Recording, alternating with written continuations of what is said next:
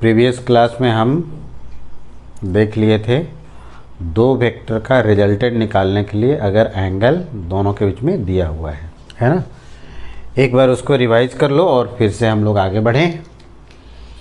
तो आपको बताया थे कि आर वेक्टर है और इसको आप a प्लस बी लिख सकते हो, और अगर इसका मॉड का फार्मूला चाहिए तो मिलता है a square plus b square plus 2ab cos theta.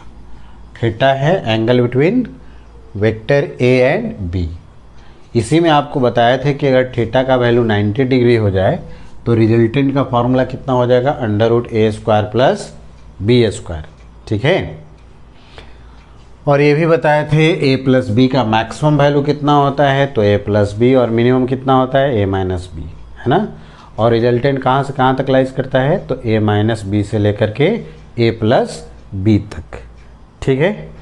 चलिए, तो प्रीवियस क्लास में इतना तक हम लोग आए थे। अब हम लोग देखते हैं इस पर प्रॉब्लम कैसे पूछा जाएगा। ठीक है। तो इसमें सबसे ज़्यादा पूछने वाला प्रॉब्लम जो होता है उसमें एक वेक्टर रिलेशन देता है और एक स्केलर रिलेशन देता है। एक वेक्टर रिलेशन देता है और एक स्केलर रिलेशन देता है। वेक्टर रिलेशन हमें ये बताता है कि किस में किसको ऐड करेंगे तो रिजल्टेंट कौन मिलेगा, किस में किसको ऐड करेंगे तो रिजल्टेंट कौन मिलेगा। और स्केलर क्वांटिटी हमें यह बताता है, स्केलर रिलेशन हमें यह बताता है कि जब आप ट्रायंगल लॉग लगा करके ऐड करोगे तो एक ट्रायंगल का फॉर्मेशन होगा, और वह ट्रायंगल का शेप कैसा होगा यह हमें स्केलर रिलेशन बताएगा। ठीक है। तो इस बात को हम प्रॉब्लम से ही समझते हैं।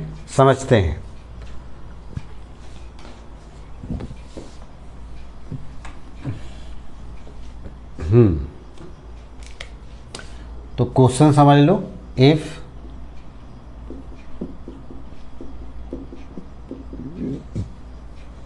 a plus b is equal to c and a का मॉड b का मॉड इजकल टू c का mod, then find angle between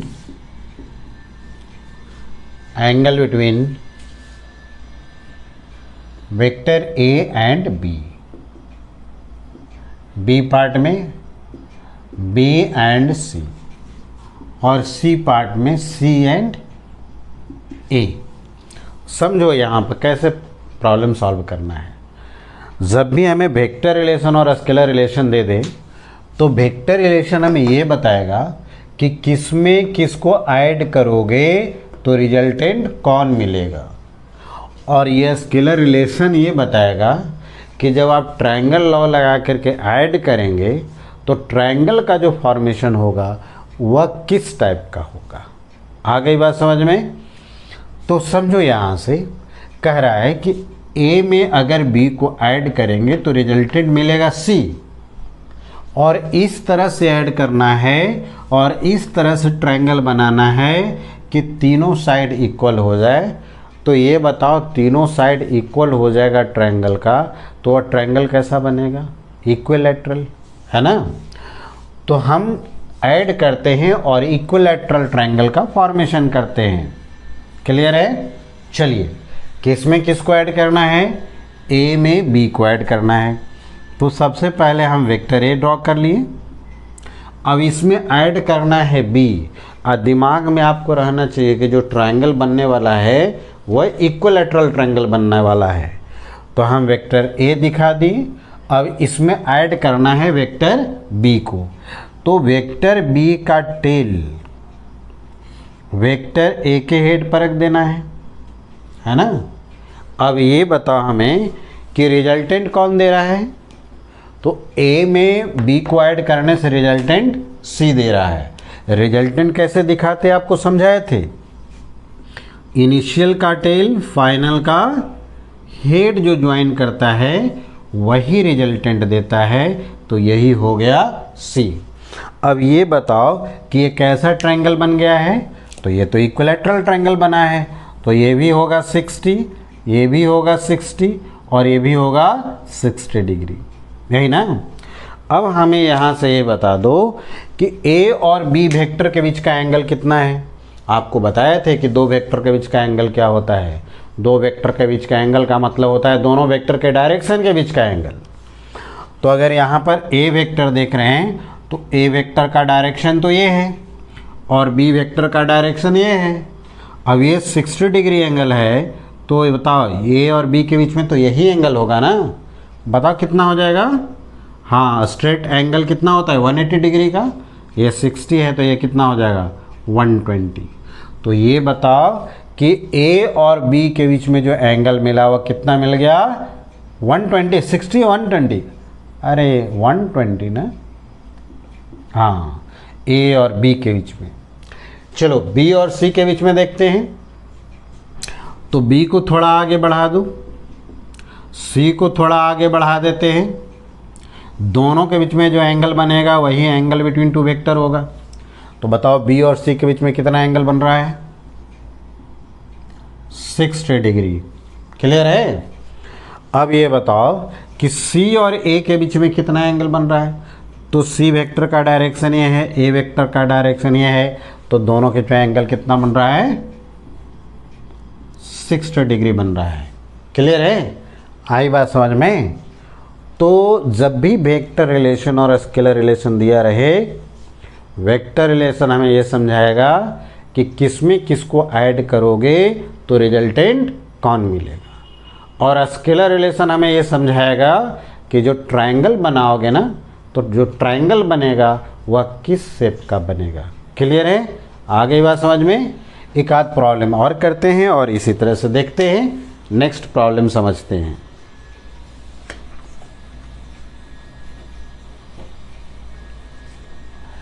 चलिए नेक्स्ट प्रॉब्लम लिखते हैं। दिमाग में रहना चाहिए कि जो वेक्टर रिलेशन रहता है वह हमें कहता है कि किसको किस में ऐड करोगे तो रिजल्टेंट कौन मिलेगा, और स्केलर रिलेशन हमें ये बताता है कि ऐड करके जब ट्रायंगल का फॉर्मेशन करोगे तो वह ट्रायंगल किस टाइप का बनेगा। क्लियर ना। चलिए नेक्स्ट क्वेश्चन समझते हैं। If a plus b is equal to c and c का मॉड √2 टाइम्स ऑफ a का मॉड और √2 टाइम्स ऑफ b का मॉड, ये भी दिया हुआ है और ये भी दिया है a का मॉड जो होगा वो b के मॉड के बराबर होगा। वो तो यहाँ से भी क्लियर हो रहा है कि a और b का मॉड बराबर होगा, क्योंकि c = √2a है और c = √2b हो गया। तो अगर इक्वेट करो तो a और b का वैल्यू इक्वल होगा। तो कोई ज़रूरी नहीं है इसको लिखने के लिए, इतना ही कंडीशन सफिशेंट है ना। चलिए ये दिया हुआ है और हमें फाइंड करने के लिए कहता है find angle between A and B, B and C, C and A। ठीक है, प्रोसेस याद है ना। हमें वेक्टर रिलेशन क्या बताता है कि किस में किस को ऐड करोगे तो रिजल्टेंट कौन मिलेगा। ठीक है, तो कह रहा है कि B को A में ऐड करो तो रिजल्टेंट C मिलेगा। अब स्केलर रिलेशन देखो और इसमें क्या देख रहे हैं कि इसके A और B दो साइड जो हैं वो इक्वल है, दो साइड जो है इक्वल है, और थर्ड साइड जो है वह √2 टाइम्स ऑफ किसी एक का। अब इसके बेसिस पर हमें ये बताओ कि जो ट्रायंगल बनने वाला है उसका दो साइड क्या है इक्वल होने वाला है, और एक साइड जो होगा जो सबसे बिगर साइड होगा वह √2 टाइम्स होगा। और इसके बेसिस पर एनालिसिस करके बताओ कि जो जो ट्रायंगल बनेगा वो किस टाइप का बनेगा। तो दो साइड इक्वल होगा, और एक जब राइट एंगल बनेगा ना तो हाइपोटेनस का वैल्यू निकालोगे पाइथागोरस थ्योरम से तो √2 × a आ जाएगा, है ना। तो इस कंडीशन के अकॉर्डिंग आपको समझ में आ रहा होगा कि आइसोसेलेस राइट एंगल ट्रायंगल बनाना है। आइसोसेलेस राइट एंगल ट्रायंगल, और कैसे बनेगा? बी में ए को ऐड करना है, और सबसे बड़ा साइड कौन होगा? सी। तो ए में बी को ऐड करना है, मतलब बी का टेल ए के हेड पर देना है। बताओ रिजल्टेंट कौन देगा? तो रिजल्टेंट तो सी देगा, यहाँ वेक्टर रिलेशन हमें बता रहा है। तो ये सी कैसे मिलेगा? तो सी डायग्राम में बताओ, इनिशियल का टेल फाइनल का हेड ज्वाइन कर दिए, यही तो मिल गया अपना क्या? सी। अब ये एंगल निकाल लेते हैं, तो इसका और इसका वैल्यू तो सेम है, तो अगर tan थीटा लिखें हम तो क्या लिखोगे? Perpendicular by base. बी और ए तो सेम है ना, तो ये कितना होगा कैंसिल हो करके? 1। तो थीटा का वैल्यू बताओ कितना हो गया? 45 डिग्री। तो ये 45 डिग्री हो गया, ये देख रहे हो 90 डिग्री। और एक ट्रायंगल का तीनों एंगल का सम कितना होता है? 180। तो ये 45 या 90, तो ये कितना होगा? 45। लेकिन हमें ए और बी के बीच में एंगल देखना है, तो आप साफ साफ समझ रहे हो, दो वेक्टर के बीच का एंगल का मतलब होता है दोनों के डायरेक्शन के बीच का एंगल। तो ए वेक्टर का डायरेक्शन ये है, बी वेक्टर का डायरेक्शन ये है, दोनों के बीच में एंगल ये है। क्लियर है? चलो बी और सी के बीच में समझते हैं। तो बी वेक्टर का तो डायरेक्शन ये है, सी का डायरेक्शन ये है, दोनों के बीच में एंगल यही तो है। ठीक है, चलो और सी और ए के बीच में बता दो जल्दी से। तो सी का डायरेक्शन ये है, सॉरी ए का डायरेक्शन ये है, सी का डायरेक्शन ये है, तो दोनों के बीच में एंगल कितना है? 45। क्लियर ना? तो अब हमें बताओ ए और बी के बीच में कितना एंगल है? देख के बताओ। 90। ठीक है, अब ये बताओ बी एंड सी के बीच में, बी और सी के बीच में कितना है? 45। और सी और ए के बीच में और भी कितना है? 45। क्लियर है? समझ में आ गया होगा कि अगर वेक्टर रिलेशन और स्केलर रिलेशन दे, तो वेक्टर रिलेशन हमें ये बताता है कि किस में किसको ऐड करोगे तो रिजल्टेंट कौन देगा, और स्केलर रिलेशन हमें ये बताता है कि जब ट्रायंगल लॉ लगा करके वेक्टर का फॉर्मेशन करोगे तो जो ट्रायंगल बनेगा उसका शेप कैसा होगा। क्लियर है? आई बात समझ में? चलिए तो एक क्वेश्चन और देखते हैं। चलो इसी में थोड़ा सा देखते हैं, सेम क्वेश्चन रहने देते हैं, थोड़ा सा वैल्यू बदल लेते हैं, यहाँ पर कर देते हैं a plus B plus C is equal to 0, और बाकी सारे कंडीशन सेम है। अब आपसे कहता है ए और बी, बी और सी और ए के बीच में एंगल क्या होगा, तो मिटा देते हैं और तुम लोग ट्राई करके देखो इसको।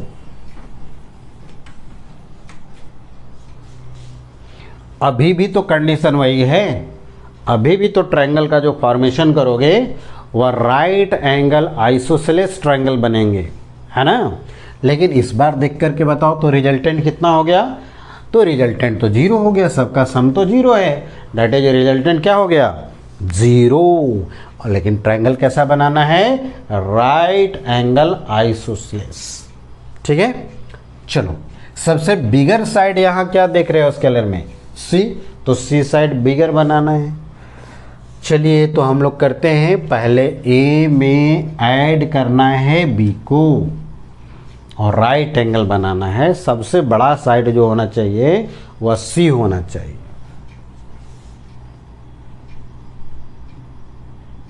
ऐसा ही होगा, लेकिन रिजल्टेंट 0 है। बी में फर्दर सी को ऐड किया हुआ है, मतलब सी का टेल बी के हेड पर होंगे, है ना। सी का टेल बी के हेड पर और सी का हेड ए के टेल से कोइंसाइड करेगा। क्लियर है? यहाँ भी ए और बी दोनों सेम है ना, सेम तो है, तो ये एंगल तो अभी तो निकाले थे, कितना मिला था 45। ये एंगल कितना है 90। ये वाला बताओ 45। चलिए अब बताइए ए और बी के बीच में कितना एंगल है। ए का डायरेक्शन ये है, बी का डायरेक्शन ये है, दोनों के बीच में एंगल यही है। कितना है 90 डिग्री। यहाँ पर देखो बी का डायरेक्शन ये है और सी का डायरेक्शन ये है, तो बी और सी के बीच में एंगल बताओ ना कितना हो गया। यही हो गया ना, ये तो 45 है, ये कितना हो जाएगा 135। चलो सी और ए के बीच में देखो तो सी का डायरेक्शन ये है और ए का डायरेक्शन तो ये है। बताओ दोनों के बीच में एंगल तो यही बनेगा। ये 45 है तो ये कितना होगा 135। 180 माइनस 45 135 हो गया ना। चलिए तो यहाँ पर बताइए हमें ए और बी के बीच में कितना एंगल है, तो 90 डिग्री है। बी और सी के बीच में बताओ, तो बी और सी के बीच में देख रहे हैं कितना है 135 डिग्री। सी और ए के बीच में बताओ, सी इस डायरेक्शन में, ए इस डायरेक्शन में है, कितना हो गया 135 डिग्री। आ गई बात समझ में। अब तो आप शायद समझ में आ गया होगा कि हमें वेक्टर रिलेशन जो दिया रहता है वह हमें ये बताता है कि किस में किसको ऐड करोगे तो रिजल्टेंट कौन मिलेगा, और स्केलर रिलेशन जो दिया रहता है वह हमें ये बताता है कि जब ट्रायंगल का फॉर्मेशन करोगे तो वह ट्रायंगल किस शेप का होगा। ठीक है, चलिए आगे एक और क्वेश्चन इसमें लिखते हैं। एक क्वेश्चन और आप समझो इस पे।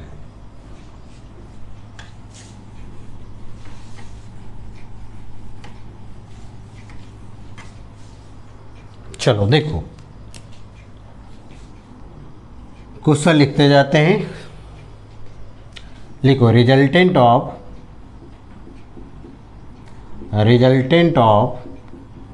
1 Newton and 2 Newton forces perpendicular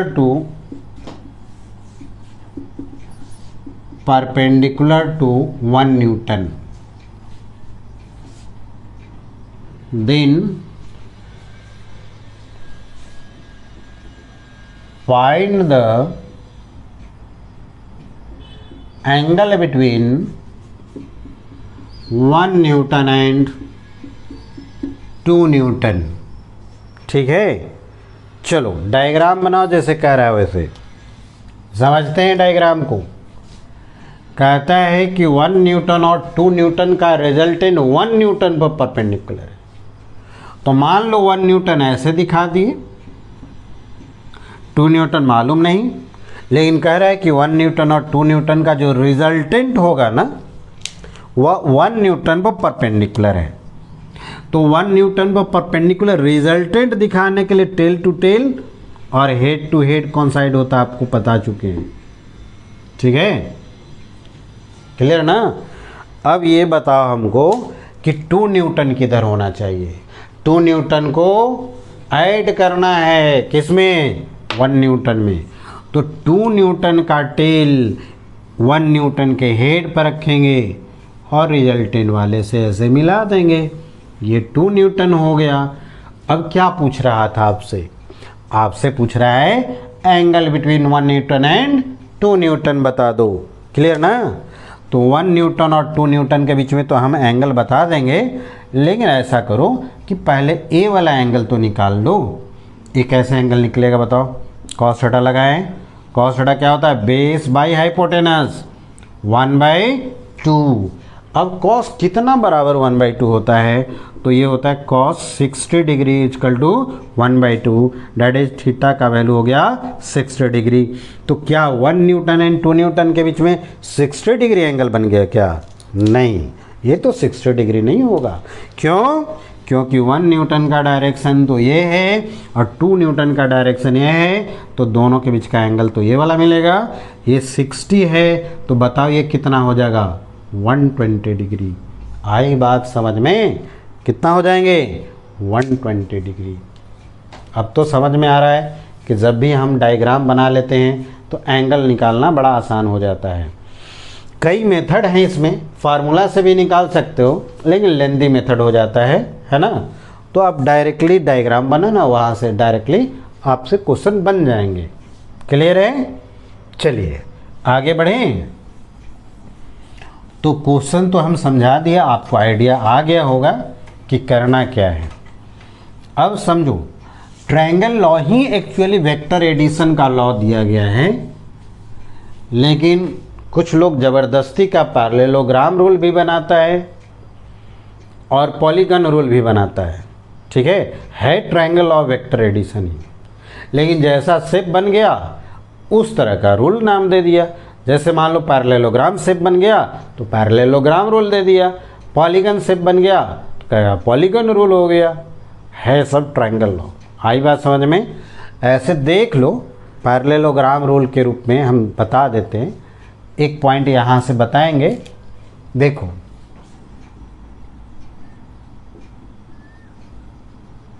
parallelogram rule, ये कोई रूल अलग से नहीं है ट्रायंगल लॉ ही वेक्टर एडिशन का, लेकिन पैरेललोग्राम से बन जाता है, उसके बेसिस पर इसको बोल दिया जाता है पैरेललोग्राम रूल। समझो तो समझ में आएगा कि ये ट्रायंगल लॉ ही है। देखो, जैसे वेक्टर ए में वेक्टर बी को ऐड करना है, तो वेक्टर बी के टेल को वेक्टर ए के हेड पर रख दिए, पहले हम लोग देख चुके हैं। रिजल्टेंट कौन देता है ये बताओ? इनिशियल का टेल, फाइनल का हेड, यही रिजल्टेंट देता है। और ये रिजल्टेंट का वैल्यू कितना होता है? दोनों के वेक्टर सम के। ठीक है, अब समझो, इसके हेल्प से आप पैरेललोग्राम बना सकते हो। ये जो बी वेक्टर देख रहे हो ना, उसको पैरेलल यहाँ शिफ्ट कर दो, पैरेलल शिफ्ट करना है। क्यों? क्योंकि पैरेलल शिफ्ट करने से हम जानते हैं ना कि वेक्टर चेंज नहीं होता है। ठीक है, अब बी हो गया और इसमें ए को थोड़ा ऐड करो तो ए का टेल बी के हेड पर रखेंगे और इसको बी को अपने ए को पैरेलल ड्रॉ कर लिए, ए को पैरेलल ड्रॉ कर लिए। अब ये बताओ इसका रिजल्टेंट कौन देगा? तो यही देगा, है ना, यही तो देगा, इनिशियल का टेल, फाइनल का हेड। क्लियर है? आ रही बात समझ में? तो अब ऐसे हम लोग इसको बोल देते हैं पैरेललोग्राम रूल को। समझो, ये तो पैरेललोग्राम फिगर बन गया, ए और बी इसका एडजेसेंट साइड हो गया। तो हम कहते हैं कि अगर पैरेललोग्राम है और उसका एडजेसेंट साइड दिया हुआ है तो उसका रिजल्टेंट पैरेललोग्राम का डायगोनल बताएगा। पैरेललोग्राम का क्या बताएगा? डायगोनल, है ना। ऐसे लिख लो, आप चाहो तो लिख लो एक line, if A and B are the adjacent side of parallelogram, ऐसे लिख देते हैं parallelogram, then diagonal gives resultant of these two vectors। तो है कुछ नहीं, ट्रायंगल लॉ ही है, लेकिन पैरेललोग्राम बन गया है तो पैरेललोग्राम रूल बोल दिया गया, है ना। चलिए, आप ट्रायंगल लॉ से सीख चुके हो, ये दोनों के ट्रायंगल थीटा, और अगर ये हो जाए अल्फ़ा, तो आपको बताए थे tan अल्फ़ा का फॉर्मूला सेम टू सेम है। अरे ट्रायंगल लॉ ही है ये, बी साइन थीटा बाई क्या होता है? ए प्लस बी कॉस थीटा, ये जानते हो ना। थोड़ा यहाँ से एक बात और बता देते हैं हम आपको। अगर मान लो ए और बी इक्वल हो गया, तो ये बताओ तो tan अल्फ़ा कितना हो जाएगा? बी के जगह पर ए रख सकते हैं ए साइन थीटा हो गया, यहाँ पर ए हो गया और यहाँ पर ए कॉस थीटा हो गया। और क्या लिख सकते हो, ए साइन थीटा, यहाँ से ए बाहर निकाल लो, 1 प्लस कॉस थीटा हो गया, कैंसिल हो गया। तो अगर ये tan अल्फ़ा लिखें तो ये हो जाएगा sign theta by 1 plus cos theta हो जाएगा। अच्छा, साइन थीटा का फार्मूला थोड़ा याद रखना है।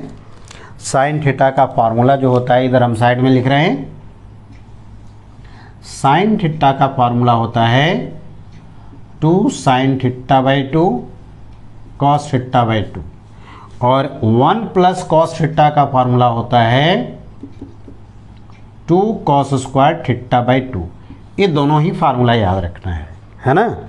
अब इसको हम यहाँ से ब्रेक कर रहे हैं, तो साइन थीटा के जगह पर ये वाला फार्मूला रख रहे हैं। देखो कितना हो गया, 2 sine theta by 2 cos theta by 2, और ये बताओ 1 प्लस कॉस थीटा का वैल्यू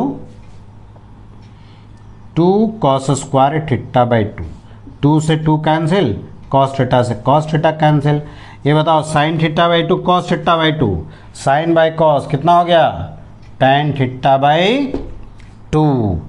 अब यहाँ से बता दो हमको, एंगल तो इक्वेट कर सकते हैं ना, तो अल्फ़ा इज इक्वल टू कितना हो जाएगा, थीटा बाई 2। अब ये बता दो हमको कि ये अल्फ़ा जो है वह कौन बना रहा है, रिजल्टेंट बना रहा है। किसके साथ बना रहा है, ए के साथ बना रहा है। तो अगर मान लो ए और बी इक्वल मैग्नीट्यूड का होगा, यानी पैरेललोग्राम का एडजेसेंट साइड इक्वल मैग्नीट्यूड का हो गया, तब रिजल्टेंट जो होगा वह पूरे एंगल को बाइसेक्ट करते हुए जाएगा। जैसे ये थीटा है ए और बी के बीच में, तो यहाँ भी तो थीटा ही होगा ना, और अल्फ़ा का वैल्यू कितना निकल गया है, थीटा बाई 2। तो याद रखना कि अगर एडजेसेंट साइड पैरेललोग्राम का, या फिर स्क्वायर भी कोई भी शेप बन जाए, पैरेललोग्राम का अगर एडजेसेंट साइड इक्वल मैग्नीट्यूड का है, तो रिजल्टेंट जो होगा वह एंगल बाइसेक्टर से पास करेगा, है ना। याद रखना है, इसको नोट करके लिख लो। इस बात को लिख देते हैं यहाँ पर, हो गया यहाँ तक। चलो मिटाते हैं और लिखते हैं इसको, और फिर इसको एक क्वेश्चन में भी यूज कर लेते हैं।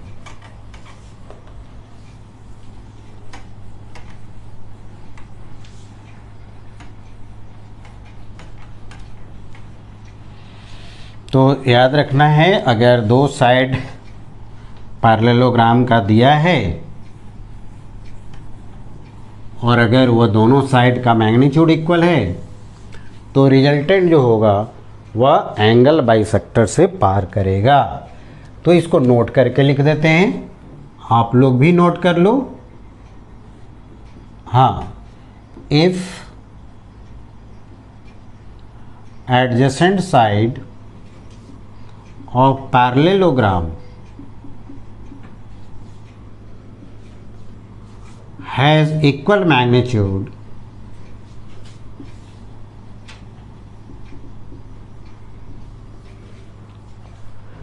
then resultant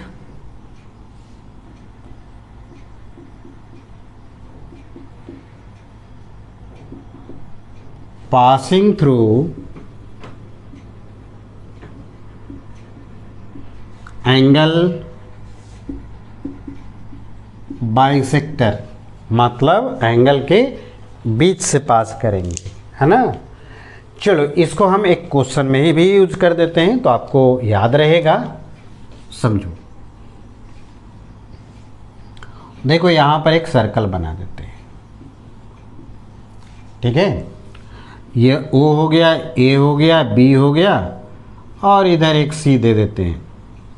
ये भी आर है, ये भी आर है, ये भी आर है, 3 वेक्टर हो गया, OA, OB एंड OC। कहता है तीनों का रिजल्टेंट क्या होगा, ये बताओ। OB, OA, OC, ये एंगल 45 डिग्री बना रहा है। Find the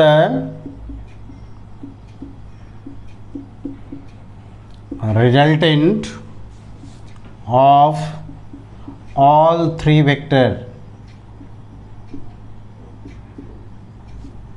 vectors. ठीक है, आ रही बात समझ में? चलो तो ऐसा करो कि ये दोनों वेक्टर OA और OB इसी से यूज करते हैं, फिर रिजल्टेंट निकालने का बहुत सा तरीका है ना। पहले अभी जो कॉन्सेप्ट पढ़ रहे हो उसी से बना देते हैं। जैसे OA और OB दो वेक्टर है और दोनों का मैग्नीट्यूड क्या है? सेम। मैग्नीट्यूड सेम है तो OA और OB का रिजल्टेंट कितना होगा? दो वेक्टर है, दोनों में एंगल कितना है? 90 डिग्री। तो देखो समझो,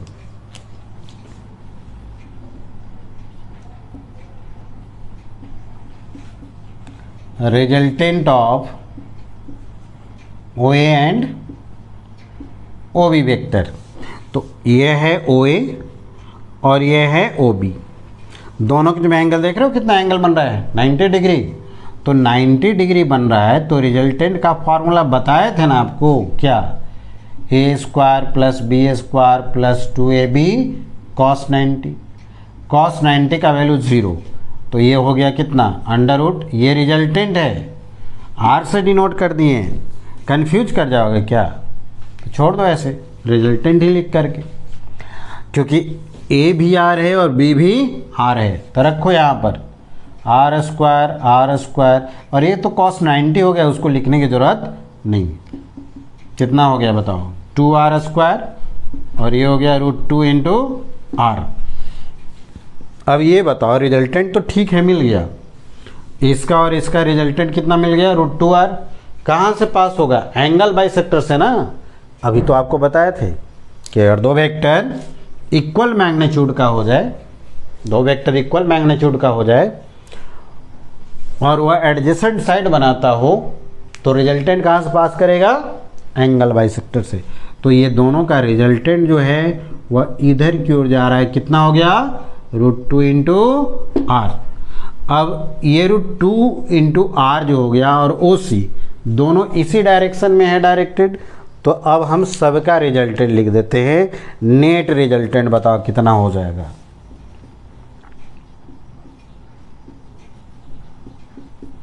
तो नेट रिजल्टेंट तो आप बता सकते हो यार, ये दोनों का रिजल्टेंट निकाल लिए ना, तो इधर दोनों को काट दो ऐसे, इधर की ओर गया कितना? √2R, और ये R भी उसी डायरेक्शन में हो गया, तो ये दोनों के में एंगल कितना हो गया? 0 डिग्री। याद करो A और B के बीच में 0 डिग्री एंगल बनता था, तो उसका रिजल्टेंट कितना मिलता था? A + B। दोनों सेम डायरेक्शन में है, तो ऐसे भी आप समझ रहे हो कि दोनों ऐड ही हो जाएगा। मान लो इधर 10 न्यूटन का फोर्स लग रहा है और इधर 2 न्यूटन का, दोनों मिला करके कितना हो जाएगा? 12 न्यूटन। सिंपल बात है। तो आप डायरेक्टली इसमें चाहो तो ऐड कर लो ऐसे डायरेक्टली, है ना। तो ये हो गया √2 + 1 × R। क्लियर है? आई बात समझ में? चलिए, तो आज इतना ही रहने देते हैं। नेक्स्ट क्लास में आपको यूनिट वेक्टर के बारे में बताएंगे। क्लियर है?